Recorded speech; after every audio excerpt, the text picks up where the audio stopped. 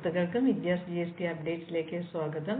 കഴിഞ്ഞ വീഡിയോയിൽ നമ്മൾ ഡിസ്കസ് ചെയ്തത് GSTR 9 കുറിച്ചാണ് ഡിസ്കസ് ചെയ്തത്. അതിൽ നമ്മളൊരു ഡീറ്റെയിൽഡ് പ്രാക്ടിക്കൽ വീഡിയോ ഒക്കെ നമ്മൾ കണ്ടായിരുന്നു. അതെല്ലാവർക്കും ഒരുപാട് ഇഷ്ടപ്പെട്ടു എന്നറിയുന്നതിലും വളരെ സന്തോഷം. ഇപ്പോൾ നമ്മൾ GSTR 9C കുറിച്ചാണ് ഇന്ന് ഡിസ്കസ് ചെയ്യാൻ പോകുന്നത്. നമുക്കിന്ന് GSTR 9C കിടക്കാം. ഇതിനകത്ത് നമുക്ക് GST 9C ഫയൽ ചെയ്യുന്നതിന് മുമ്പ് തന്നെ കുറച്ച് സ്റ്റെപ്സ് ഫോളോ അപ്പ് ചെയ്യേണ്ടതുണ്ട്. എന്താണ് അതിന്റെ സ്റ്റെപ്സ് എന്ന് നോക്കാം. Steps to file GSTR 9C.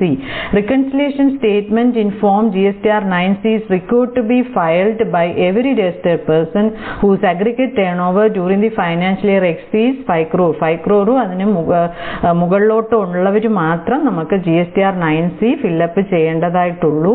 എല്ലാ വർഷവും ലാസ്റ്റ് ഡേറ്റ് 31 ഡിസംബർ ആണ്. അതുകൊണ്ട് തന്നെ ഈ വർഷവും 31/12/2023 ലാസ്റ്റ് ഡേറ്റ്. അതാണ് ഫസ്റ്റ് നമ്മൾ അറിഞ്ഞിരിക്കേണ്ട കാര്യം. GSTR 9C shall be prepared in offline tool by taxpayer. Thereafter the JASN file generated therefrom shall be uploaded on the portal by clicking on prepare offline tab. GSTR 9C നമുക്ക് offline tool വഴിയാണ് നമുക്ക് upload ചെയ്യേണ്ടത്. അതിനുശേഷം JASN file വഴി prepare offline tab വെച്ചിട്ടാണ് നമ്മളിത് upload ചെയ്യുന്നത്. ഇത് GSTR 9C ചെയ്യുന്നതിന് മുമ്പ് നമുക്ക് GSTR 9Cയുടെ പോർട്ടലിൽ നിന്നും download GSTR 9C tables derived from GSTR 9 എന്ന ഒരു PDF ഫോർമാറ്റ് കിട്ടും. ഇത് നമ്മൾക്ക് ഒരു റെഫറൻസിനായിട്ട് ഉപയോഗിക്കാൻ പറ്റും. This is only for reference for preparing the reconciliation statement. The tables can be downloaded before filling up the information in offline tool. Offline ടൂളിൽ ഫില്ലപ്പ് ചെയ്യുന്നതിന് മുമ്പ് നമ്മൾ ഈ ഒരു download GSTR 9C table PDF ആയിട്ട് ഫോർമാറ്റ് എടുത്ത് വെച്ചിട്ട് നമുക്ക് റെഫർ ചെയ്യാനായിട്ട് സാധിക്കും.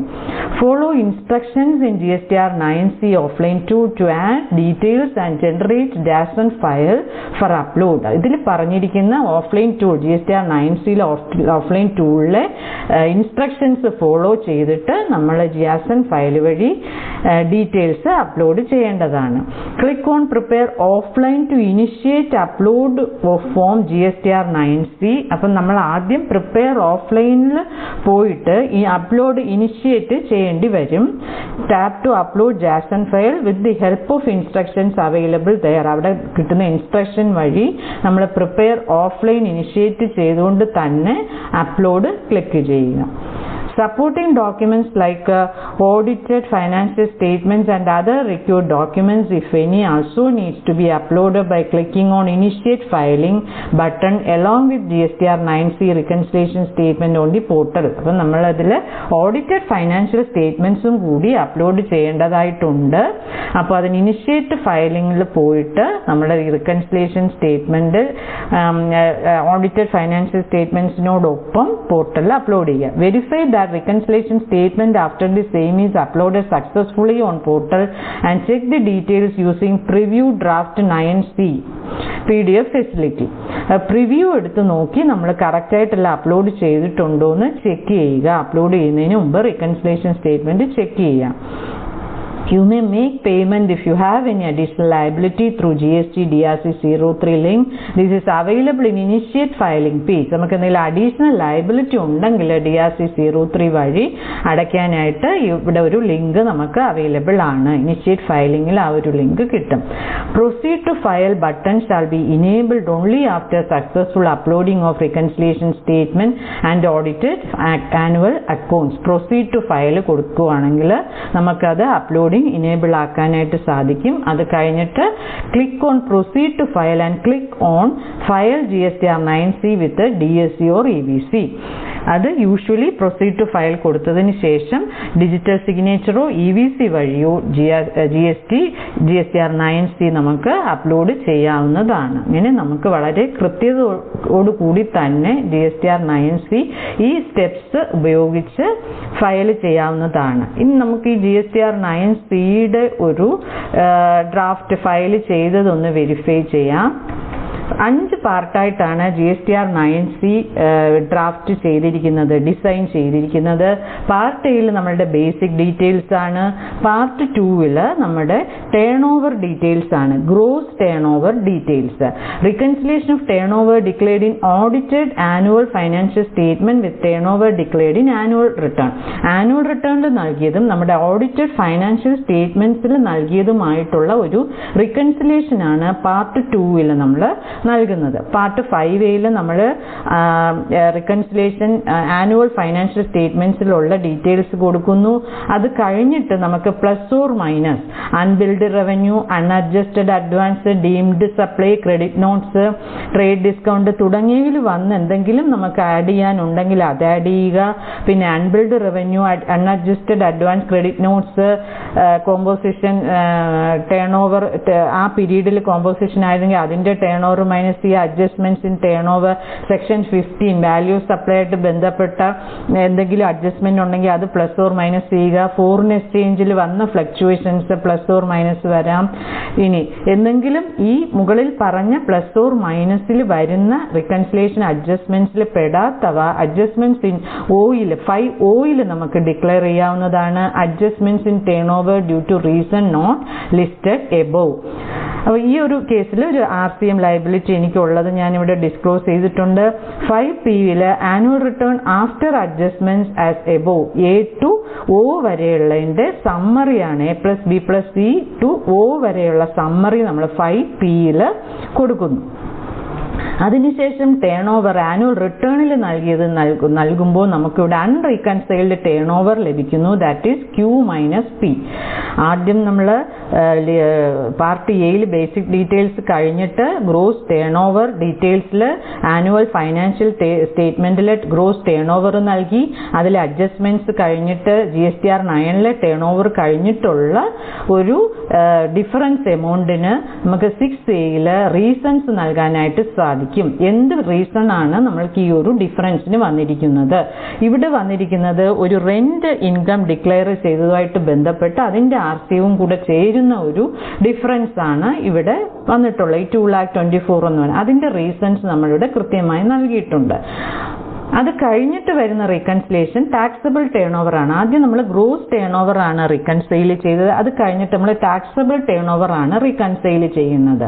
Annual turn over 5P above. അപ്പം നമ്മൾ ഇവിടെ നൽകിയ 5P നൽകിയ ആനുവൽ ടേൺ ഓവറിനെയാണ് നമ്മളിവിടെ അതിൽ എന്താണ് നോൺ ടാക്സബിൾ പോയിട്ട് SEZ അങ്ങനെയുള്ള കാര്യങ്ങളൊക്കെ പോയിട്ടുള്ള കറക്റ്റ് ടാക്സബിൾ ടേൺ ഓവർ എത്രയാണെന്നാണ് നമ്മളിവിടെ ചെക്ക് ചെയ്യുന്നത്. അപ്പോൾ ആദ്യം നമ്മൾ 5P കൊടുത്ത് അഡ്ജസ്റ്റ്മെന്റിന് പോയിട്ടുള്ള ഗ്രോസ് ടേൺ ഓവർ നൽകി അതിൽ supplies to non GST supply എല്ലാം അവിടെ നിന്ന് ഡിഡക്ട് ചെയ്തു. RCMും ഡിഡക്ട് ചെയ്തിട്ട് വരുന്ന ടാക്സബിൾ ടേൺ ഓവർ ആണ് നമ്മളുടെ 7E വരുന്ന taxable turn over as per adjustment A-B-C-D. അതായത് നോൺ ടാക്സബിൾ RCM ഒക്കെ പോയിട്ട് വരുന്ന ആക്ച്വൽ ടാക്സബിൾ സപ്ലൈ. GSTR 9 നൽകിയ ടാക്സബിൾ ടേൺ ഓവർ എത്രയാണെന്ന് നമ്മൾ കൊടുക്കുക. അത് കഴിഞ്ഞിട്ട് Gയിൽ വരുന്നത് അൺറീകൺസൈൽഡ് ടാക്സബിൾ ടേൺ ഓവർ F-E. അതാണ് നമ്മളുടെ ഡിഫറൻസ് വരുന്നത്, ടാക്സബിൾ ടേൺ ഓവറിലെ ഡിഫറൻസ്. അപ്പം നമ്മളിവിടെ അത് കൃത്യമായി റീസൺസ് നൽകുക. 8 reason for unreconciled difference in taxable turnover. ആ ഡിഫറൻസ് നമ്മളിവിടെ shown as income profit and ലോസിൽ വന്ന ഒരു ഡിഫറൻസ് ആണ്. അതെങ്ങനെയാണെന്ന് ഇവിടെ നമ്മളിവിടെ മെൻഷൻ ചെയ്തിട്ടുണ്ട്. ഡിഫറൻസ് ഓഫ് 2 crore വന്നിട്ട് nil rate supply which were included in taxable turnover in GSTR 9 taxable ടേൺ ഓവറുമായിട്ട് അത് ആഡഡ് ആയിരുന്നു. നിൽ റിട്ടേണിന്റെ ടേൺ ഓവറിന് പകരം ടാക്സബിൾ ടേൺ ഓവറിൽ ആഡ് ആയിരുന്നതാണ് നമ്മളിവിടെ സ്പ്ലിറ്റ് അപ്പ് കൊടുത്തത്. എന്നിട്ട് വരുന്ന ഒരു ഡിഫറൻസ് ആണ് നമ്മുടെ കറക്റ്റ് എത്ര നിൽ എത്ര ടാക്സബിൾ ആ ഒരു റീസൺ നമ്മളിവിടെ കൊടുത്തിട്ടുണ്ട്. ഇനി റീകൺസിലിയേഷൻ ഓഫ് ടാക്സ് പെയ്ഡ് ആണ് അടുത്ത ഒരു റീകൺസിലിയേഷൻ വരുന്നത്. ആദ്യം നമ്മൾ ഗ്രോസ് ടേൺ ഓവർ റീകൺസിൽ ചെയ്തു, ടാക്സബിൾ ടേൺ ഓവർ റീകൺസൈൽ ചെയ്തു. ഇനി നമ്മൾ ടാക്സ് പെയ്ഡിനെ കുറിച്ചാണ് നോക്കുന്നത്. നമ്മൾ കൊടുത്ത ടാക്സ് പെയ്ഡ് ഇവിടെ കറക്റ്റ് ആയിട്ട് സ്പ്ലിറ്റ് അപ്പ് നൽകുക, tax percentage vice split up നൽകുക. RCMും 6, 5, 12, 18, 28 അങ്ങനെ വരുന്ന എല്ലാ ടാക്സ് പെർസെൻറ്റേജും നൽകുക. ഇതിൽ പെടാത്ത എന്തെങ്കിലും ഉണ്ടെങ്കിൽ നമ്മൾക്കിവിടെ O ഉണ്ട്, അതേഴ്സിൽ നൽകാനും ഓപ്ഷൻ ഉണ്ട്. അപ്പം അതിൽ വരുന്ന അൺറിക്കൺസൈൽഡ് പേയ്മെന്റ് ഓഫ് എമൗണ്ട് എന്ന് പറയുന്നത് ഇവിടെ നമുക്ക് റീസൺ നൽകാൻ സാധിക്കും. നമ്മൾ ടാക്സ് അടച്ചതുമായിട്ട് ബന്ധപ്പെട്ട് വരുന്ന എന്താണോ നമ്മൾ കൂടുതൽ അടച്ചത് അല്ലെങ്കിൽ കുറവ് അടച്ചത്, ഇവിടെ കൂടുതൽ അടച്ചത് ഈ ഒരു ലേറ്റ് ഫീയും റൗണ്ട് ഓഫിലും വരുന്ന ഡിഫറൻസ്, അത് നമ്മൾ റിക്കൺസിലേഷൻ ഇവിടെ കൊടുത്തു, റീസൺസ് കൊടുത്തു.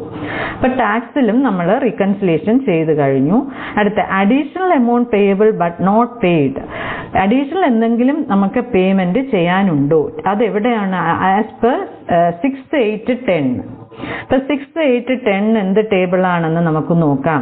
ആനുവൽ ഗ്രോസ് ടേൺ ഓവറിലാണ് ഒരു ഡിഫറൻസ് 6ൽ വന്നിരിക്കുന്നത്. അതുപോലെ 8ൽ വന്നിട്ടുള്ളത് നമ്മുടെ ടാക്സബിൾ ടേൺ ഓവറുമായിട്ട് ബന്ധപ്പെട്ട ഡിഫറൻസ്, അതുപോലെ നമ്മുടെ 10ൽ വന്ന ഡിഫറൻസ്. ഈ ഡിഫറൻസിന്റെ ഡീറ്റെയിൽസ് ആണ്. അഡീഷണൽ എന്തെങ്കിലും പേ ചെയ്യാൻ ഇഫ് എനി നമുക്ക് ഉണ്ടെങ്കിൽ ഇവിടെ നമുക്ക് additional amount payable but not പെയ്ഡിൽ കാണിക്കുക. ഇത്രയാണ് ടേൺ ഓവറുമായിട്ട് ബന്ധപ്പെട്ട്. നമ്മൾ gross turnover, taxable turnover, tax അടച്ചത്, അഡീഷണൽ ലയബിലിറ്റി ഉണ്ടെങ്കിൽ അത്, ഇത്രയും കാര്യങ്ങൾ നമ്മൾ റിക്കൺസിലേഷൻ ചെയ്ത് കഴിഞ്ഞു. അടുത്ത reconciliation of input tax credit ആണ് അടുത്ത പോർഷൻ വരുന്നത്.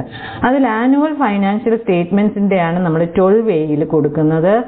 അത് കഴിഞ്ഞിട്ട് ബുക്കിൽ 21, 22 ഏർലിയർ ഫൈനാൻഷ്യൽ ഇയറിലത് നമുക്ക് കൊടുത്തിട്ടുണ്ടെങ്കിൽ അത് ഇവിടെ മെൻഷൻ ചെയ്യാം.